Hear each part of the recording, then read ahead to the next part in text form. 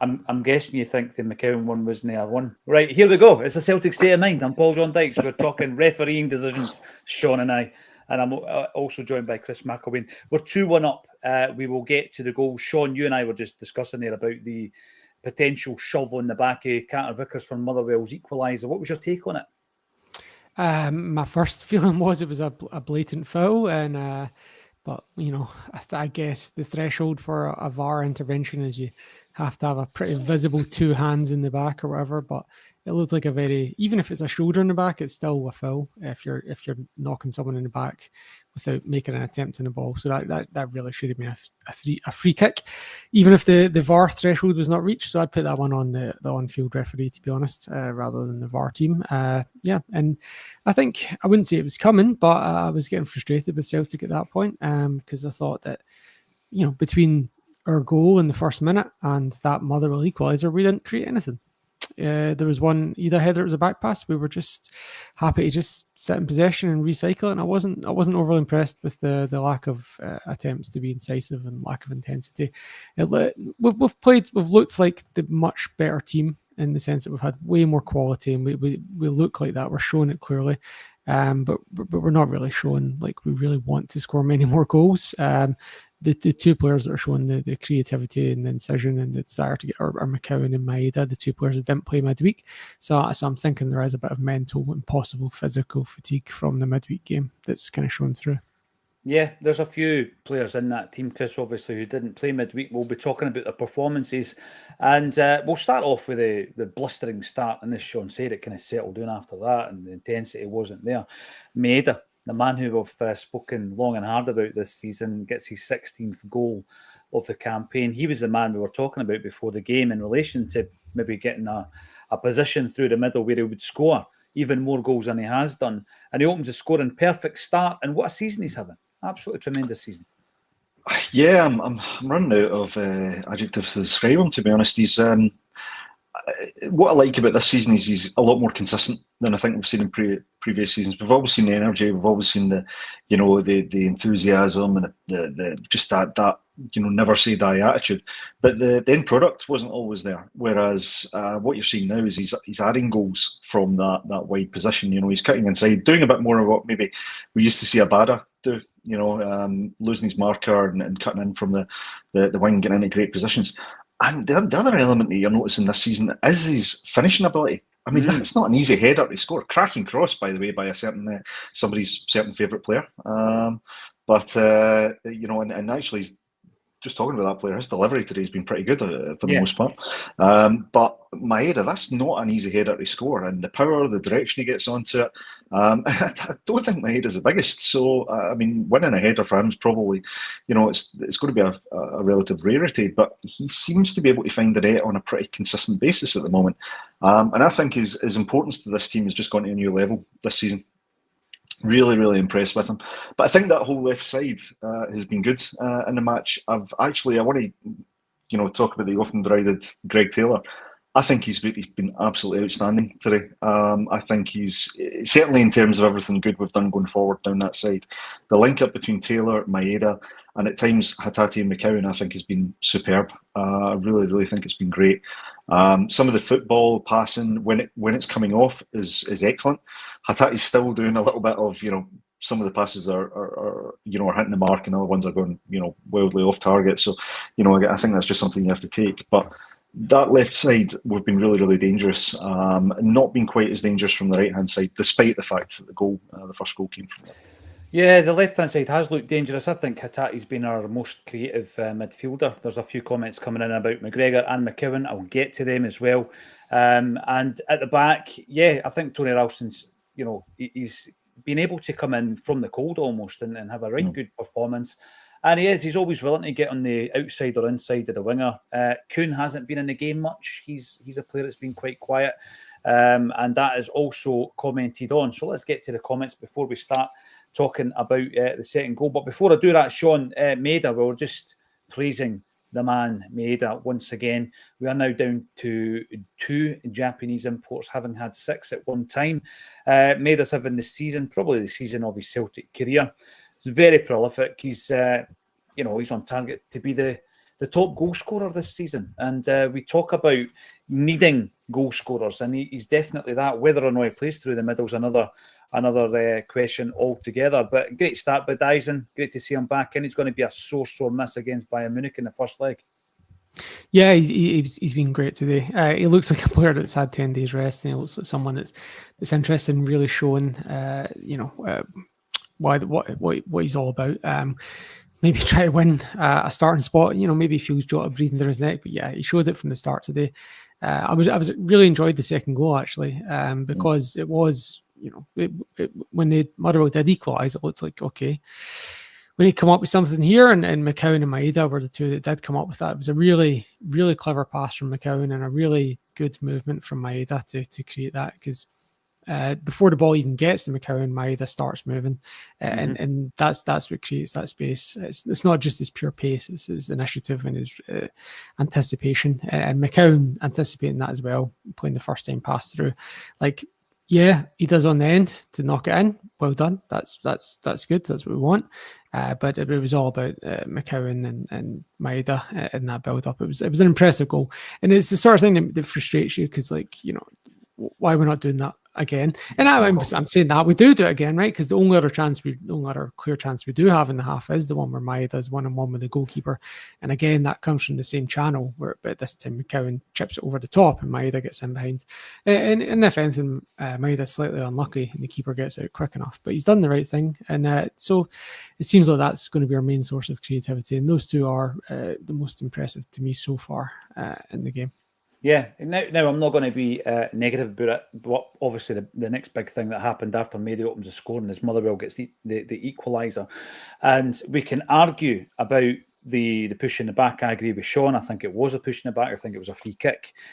But there's certain elements of Trusty's game that I still think are up for debate and up for question. The ball falls to him and he's caught flat-footed. And he's caught flat-footed a lot. It's like, just to have that awareness and be on in a position where you can put your toe on that ball and clear it, because it does fall to him. It's not as though it ricochets at such a pace that he can't, change his footing and make the clearance. And obviously that's an issue for me, because it falls right to the goal scorer who slots it away. But there's another occasion where he's caught under the ball. And, there's a comment that comes in here. I don't know if I agree wholeheartedly with Pete, but I do have some slight concerns about Trusty in some of the games. I think we spoke about him against Dundee, which was probably his worst game in a Celtic jersey. And he tends to get caught under the ball, Chris. He needs to cut that out of his game. We saw it against Dundee, we saw it against Aberdeen, and it's happened again today, and Carter Vickers had to mop it up for him. Yeah, sloppy, I think, on both occasions is what I'd say. I think concentration levels need to be better. Anticipation needs to be better as well. I think you've got to anticipate that the ball's going to come to you and be prepared to clear it. I think looking at it, I think he's expecting either the foul to be given or for Carter Vickers to clear the ball when it comes for the goal. But for me, as a defender, anticipation is really important. You have to consider, okay, if he doesn't get that, I'm next in line to clear that ball, so therefore I need to be ready for it. And for me, he was just caught out.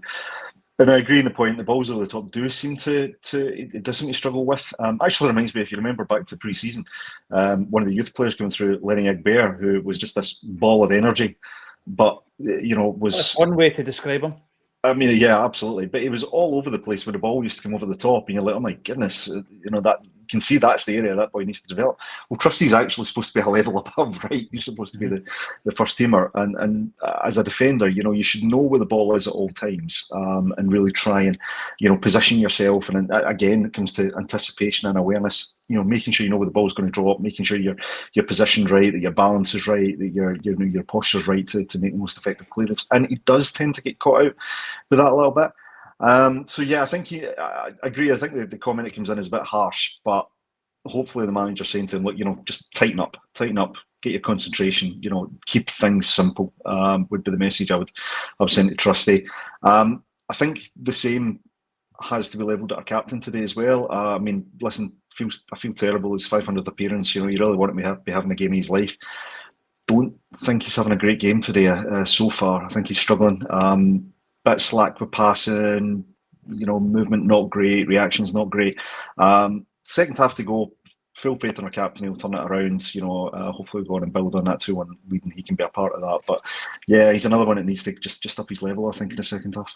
Just as Callum McGregor's blown out the candles, these 500 cakes, Sean, he gets custard pied by Chris there. But to be fair, there's quite a lot of people sharing that kind of view of Callum in the first half. What's your take on it? Yeah, he has been pretty poor. I think there was one moment that stood out, which shows what he does well, and where he does track back and mark the space well and wins it back in around about the 6th minute. But apart from that, he was kind of wanting a lot. I think there was a moment early on where he's practically standing on Ralston's toes to take the ball off him, which he does, and then immediately plays a hospital pass to Hatate, which causes the concede possession, and that's kind of been the theme of today. There's a ball in the air where instead they try to bring it down or shepherd it, he plays a header backwards towards Trusty and CCV. It lands in between them rather than towards one of them, and your man Aniste, I don't know how to say his name, sorry, takes an excellent touch and creates a great chance. And that's what Motherwell are playing for here. They're not playing to try and play through the channels or dominate in any way. They're playing for a mistake, and Gregor's had a few. I actually also felt, just so it doesn't get off totally scot-free, but if you watch the goal back, Kuhn puts zero pressure on the winger who's putting the cross in. He's got a lot of time to take touches and get that cross in, and Kuhn's just watching him. So as much as we're talking about Trusty should be aware, and it wasn't, you're talking about you should be able to move your feet and react. Yeah, I think it was mental focus that cost him rather than footwork. What chicken and egg, right? But I think Kuhn should be doing a lot better there and protecting the defenders. Yeah, just cut out that cross. I was so critical of Yang against Rangers last season in the 3-each game. Never gave that up. Actually, still not giving it up. Anyway, you're right. Kuhn has to cut out that cross. There is no doubt whatsoever about that. We'll come on to Idah in just a moment. It's a great opportunity, I think, the second half, if we're able, probably not at 2-1.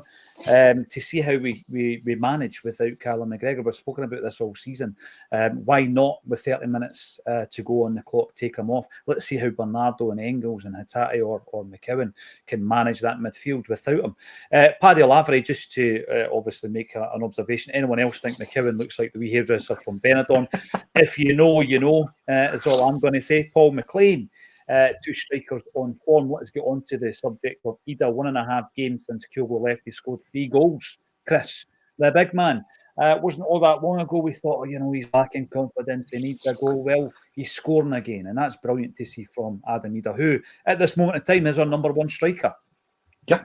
I think he had a point to prove, and he looks like a player with a point to prove at the moment, and he's going some way to proving it. He's doing everything you'd ask of him today. He's got the goal. He's positioned himself well, and he's been there to make the most of the service when it's come in. I still think we need to get more service to him, particularly down the right-hand side today. But he's looking sharper with every game, and minutes will bring that. I think actually the system we play, I don't think favours strikers as much as it could, because I found this with Kyogo, and I find it sometimes with Adam Idah as well. They look isolated up there. They look as though they're having to contend with minimum 2 defenders all the time, and it's hard for them to find space and find those pockets of space in the area to get in the end of service. But I mean, 3 goals in 2 games, it's not a bad return when you've been thrust into the first choice striker position. So listen, more in the second half, please. Yeah, we'll get more and more match sharpness, I would expect. CJ, you're in and you're on the YouTube. Kuhn's been quiet. He has been better. Wake up, son. There's a superstar on that bench. Well, that is going to be one of the high points of the second half, I'm sure, when Jota makes his return to the Celtic side, wearing number 7. Danny Boy, Taylor and Maeda are terrific today. We look not so much, but I give him the full 90 minutes. I don't know. Do you agree with that, Sean? No, I don't agree with that. Sorry, I've seen a couple of comments flashing up similar, but I don't agree with that. I thought he's had the best creation and imagination of the players on the pitch, which we've needed, and it's been the difference so far because we've not had much incision and imagination from the other players.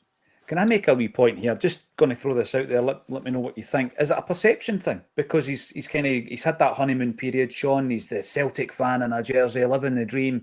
So we're now watching his game slightly differently. Is he playing any differently to the first couple of weeks when he came in? Probably not. If anything, he's probably better. It's probably, I remember there was some slack moments earlier in his Celtic time, so he's working on cutting them out, and they seem a lot fewer and less frequent than they used to be. So I do think that he's actually improved, if anything. I think he's been one of the best players for us today.